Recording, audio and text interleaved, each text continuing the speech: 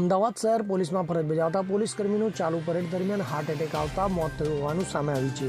આ પોલીસ કોન્સ્ટેબલને છાતીમાં દુખાવો થતા ઘટના સ્થળે પોલીસ કર્મીઓ દ્વારા CPR આપીને તેનો જીવ બચાવવાનો પ્રયાસ કરવામાં આવ્યો હતો, પણ નિષ્ફળતા મળતા નિધન થયું હતું। મળતી માહિતી મુજબ પોલીસમાં પરેડ રોજબરોજ ફરજના ભાગરૂપે કરવામાં આવતી હોય છે, ત્યારે આજરોજ વહેલી સવારે અમદાવાદ શહેરના ગોમતીપુર હેડક્વાર્ટર ખાતે પરેડ ચાલી રહી હતી અને તે દરમિયાન એક પોલીસ કર્મીને અચાનક છાતીમાં દુખાવો થતા તે ઢળી પડ્યા હતા। તાત્કાલિક તેમને સારવાર હેઠળ પોલીસ સ્ટેશને ખસેડવામાં આવ્યા હતા, પરંતુ ફરજ પરના ડોક્ટરે તેમને મૃત જાહેર કર્યા હતા। ત્યારે વટવા GIDCના પોલીસ કર્મી અર્જુનસિંહનું મોત થતાં પોલીસ બેડામાં શોકની લાગણી છવાઈ જવા પામી છે। તો જણાવવામાં આવી રહ્યું છે કે મૃતકની ઉંમર 32 વર્ષની હતી, ત્યારે આમ નાની ઉંમરમાં રાજ્યમાં વધુ એક વ્યક્તિએ હાર્ટ એટેકથી જીવ ગુમાવ્યો છે।